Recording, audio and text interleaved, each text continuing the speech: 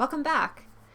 So today we're going to talk about the first two steps of design thinking, empathy and defining the problem. So what is empathy? Why is it important to design thinking? And why do we need it to solve the right kind of problem? Before we can solve a problem, we first need to learn more about the problem from the people who experience it directly. We then need to use that information to reframe and define what the problem is before we brainstorm ways to solve it. It can be tempting to jump straight to solutions and ideation to a problem, but these first two steps, empathy and define, are crucial to making sure that we understand what problem we are trying to solve. The best way to understand empathy is to see it as something distinct from sympathy. Brené Brown is an expert in the areas of empathy and vulnerability. She defines empathy as the ability to feel with someone rather than for someone's situation. To hear Brown's description of what makes empathy different from sympathy, please watch this short video.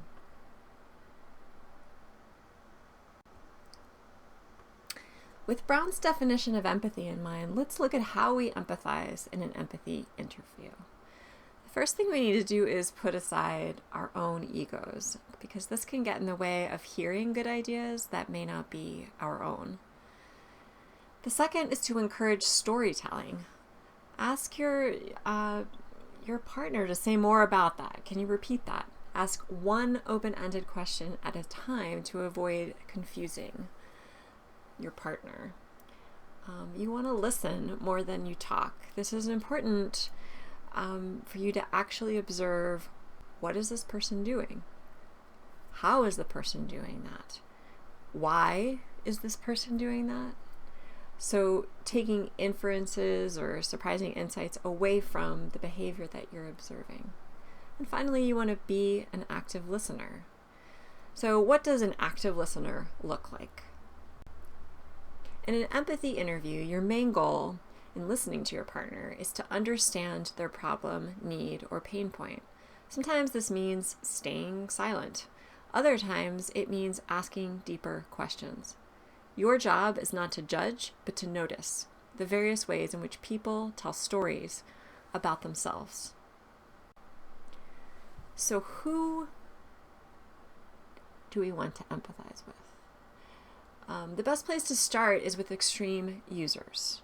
These are the people most directly impacted with the problem that you're tackling. So for example, in an air travel design challenge might include extreme users such as a family flying with young children, someone who is scared of flying, someone who needs wheelchair services.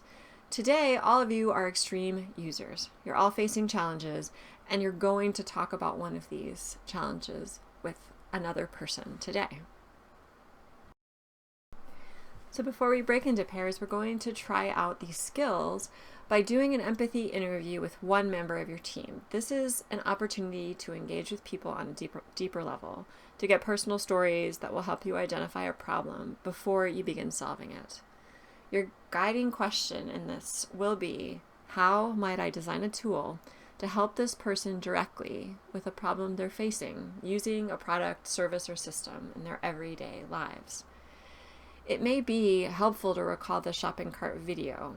In this case, one person you might want to interview is a parent about their experience putting their child in this cart, or a worker who has to collect the carts from the parking lot. There are at least 3 levels to every story. There's the explicit surface, what is visible level. There's the implicit backdrop to what the person is saying. And then there's the meaning, which is what you are interested in your interviews. What matters to this person? What problem do they want to solve? The challenge here is that we often embed meaning beneath the surface of the stories we tell.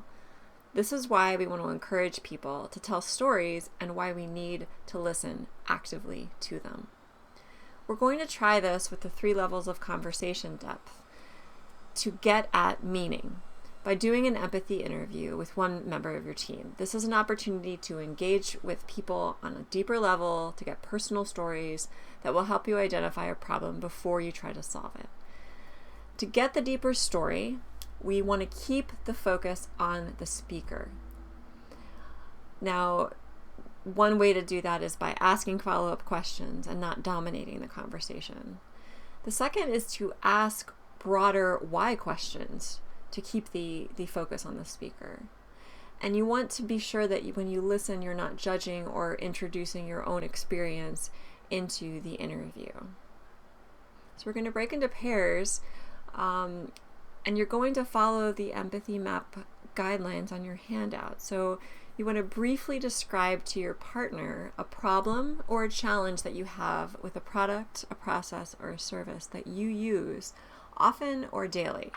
You want to ask open-ended questions that will help your partner talk about the specific problem they're facing and what they still need in order to solve it. Your goal is to get at this deeper meaning beneath the surface. This person may not even know yet that it exists. Here are some questions that you might want to ask to encourage this person to get at this meaning. Tell me about a typical day for you right now. What's something you are trying to achieve? What is getting in your way of this goal? And what would help you achieve this goal?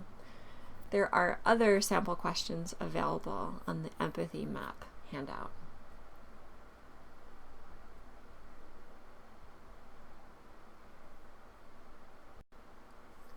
So using your handout as a guide, you want to fill in your blank empathy map as you're listening. You can also do this after you do your interview and take notes. You want to collect information from the person you're interviewing, paying specific attention to what they say, think, do, and feel. And as you add information to each quadrant, your empathy map will eventually look something like this. Once you've placed the information from your interview onto the blank map, you want to be thinking about the things that stand out to you in these interviews. So I think we're ready to give this a try. In your pairs, decide who will begin describing a specific need or challenge with a product, system, or service that you use daily. While this person is talking, the listener will ask questions and take notes on what the person is thinking, seeing, feeling, and doing in order to understand a challenge, pain point, or need they face right now. After 3 minutes, you will switch roles with your partner and repeat the process from the opposite perspective.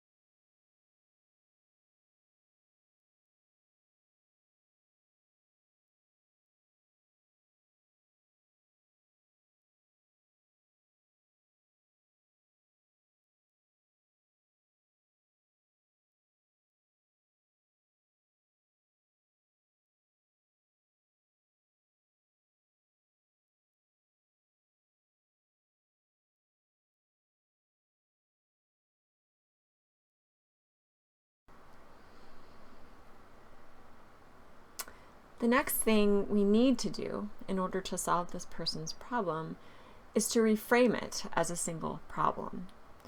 And one that is not a tame or gravity problem we can't fix, but that has actionable and clear steps to a solution. So to do this, we are going to come together in groups of 4. As a group, if you have an odd number, you can have one group of 5. As a group, you're going to select the problem from the group, from the 4 of you, that you want to design for. In order to make a productive brainstorming session, you need to make sure you framed a specific need with an actionable solution moving forward. So this may seem obvious, but it can be trickier than you might think. One way to save time is to go back to the verb or need that the one person in your group has and ask them about it. You want to make sure that you don't frame the question so broadly that there's no clear starting point. It shouldn't be anchored on a single solution, because what we'll be doing next is coming up with multiple solutions. You want to make sure that you're asking the right question before we begin to ideate. A strong problem statement or question starts with a phrase like this. How might we help, the name of the person that you interviewed, find a better way to their specific need or actionable need or problem in order to, and then the surprising insight that you came up with when you did your empathy map. So these well-framed questions will allow for the most creative and innovative ideas in the next stage of the design process, which is ideation. Let me give you an example. Recall our IDEO example, David Kelly talking about the MRI machine.